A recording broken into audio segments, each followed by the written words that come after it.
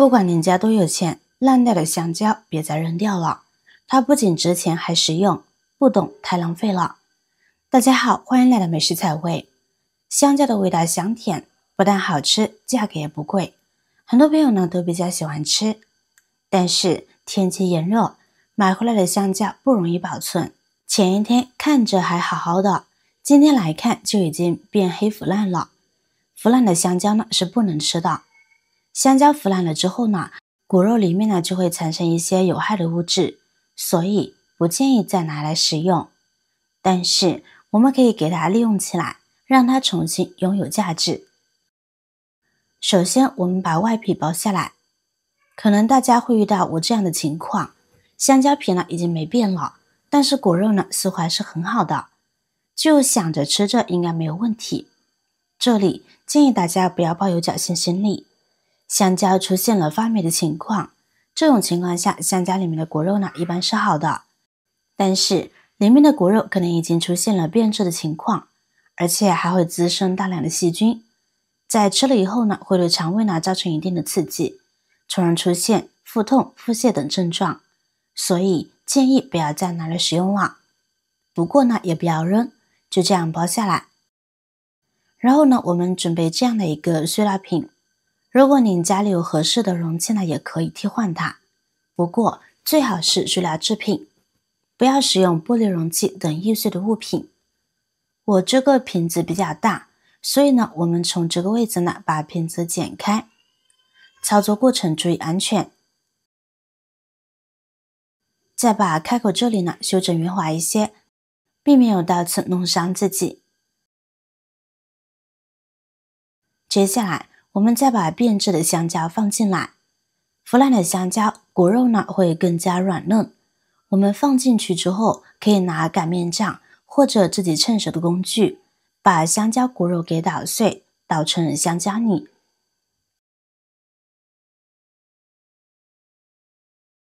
就捣碎成这样的程度就很好了。接着我们在里边呢加入多一些的清水，不要加满，瓶口预留5公分左右。然后呢再用擀面杖搅拌一下，把香蕉泥和清水融合起来。接下来我们需要做的就是利用清水来把烂香蕉的果肉呢发酵起来。现在盖上保鲜膜，整理密封好，将其放在干燥的地方发酵1个星期。香蕉的果肉含有丰富的蛋白质、脂肪、维生素等一些营养物质，所以我们可以利用发酵的香蕉果肉来制作花肥。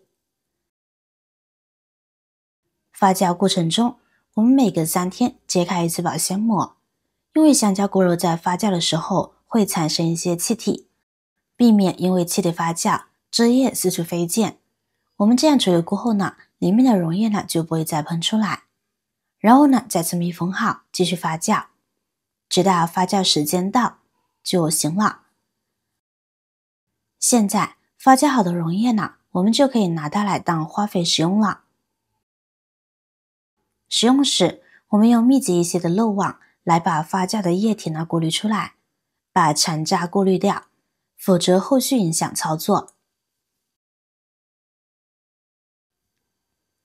好了，接下来呢，我们再用清水呢把液体稀释一下，因为发酵过后的液体浓度是很高的，一下子加入植物中，它们受不了，太肥了。接下来我们再准备一个喷瓶，把制作好的花肥倒入喷瓶中，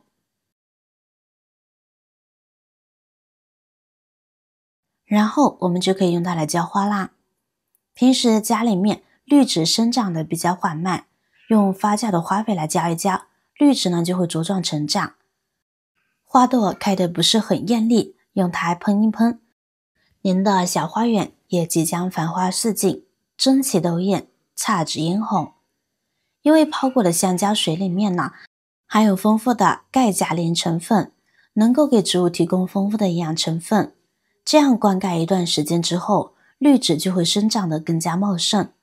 不过浇花的时候，一般情况下1个星期1、2次就可以了，不用每天都使用，避免过于频繁。用这个方法来浇花，如果用来灌溉一些喜欢酸性的花朵，还可以起到调节土壤酸碱度的作用。方法简单省钱又实用，所以平时如果家里有养绿植的朋友，就可以把烂香蕉发酵用来浇花，这样家里的花费呢都可以不用买了，而且呢还可以让家里的花卉长得更加的旺盛，效果堪比花费，胜过花费。这样简单利用，烂香蕉立马就变得有价值了，是不是更值钱了呢？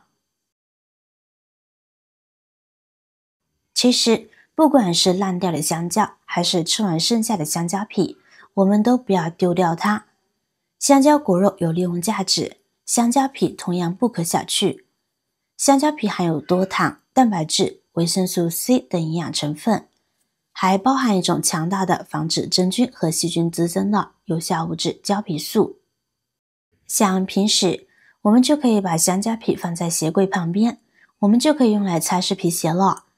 我们只需要撕下一小块的香蕉皮，然后将香蕉皮内侧贴合在皮鞋的表面，接着用手指按压住香蕉皮在皮鞋表面擦拭。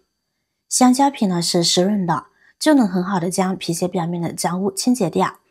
而且香蕉皮中呢还含有丰富的天然油脂，这些油脂能够渗透到皮鞋的皮质中，起到滋润和保养的作用。擦一擦，皮鞋表面立马变得光亮如新。而且香蕉皮里面含有的果胶成分呢，用果胶成分来擦拭呢，就能够让皮鞋快速的恢复光泽，变废为宝，省钱又实用。这样用香蕉皮，家里的鞋油都不用买了。不仅如此，我们还能够用香蕉皮来驱赶蟑螂呢，而且安全又无毒。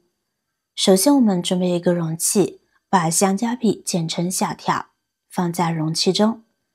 香蕉皮的气味呢是非常香甜的，而恰好蟑螂又比较喜欢吃甜的东西。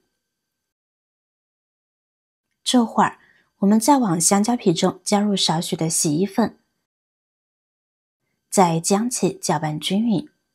我们利用这两种东西把蟑螂吸引过来之后，就能够消灭蟑螂了。最后呢，我们将其放在家里蟑螂比较容易出没的地方，比如一些墙角处、厨房里面。这样放置好之后，就可以很好的吸引蟑螂过来觅食了。这样以后我们家里有蟑螂的时候，蟑螂药都不用买了。用这个方法就可以轻松的消灭蟑螂。方法简单又实用，因为蟑螂呢是靠腹部来呼吸的，一旦蟑螂过来觅食，洗衣粉呢就会堵住蟑螂的腹部，让它无法呼吸，这样就比较容易消灭蟑螂了。有需要的朋友不妨试试哦。好了，对于臭香蕉的使用方法就分享到这里啦。如果你哪里有更好的建议，欢迎在评论区留言进行随心分享。同时也希望大家能够多多点赞转发，使更多的人能够关注到这些事实动态。原方便，语气方便，期待和您再度相逢，一同探寻更多的社会真相。我是瑶瑶，那么我们下期再见。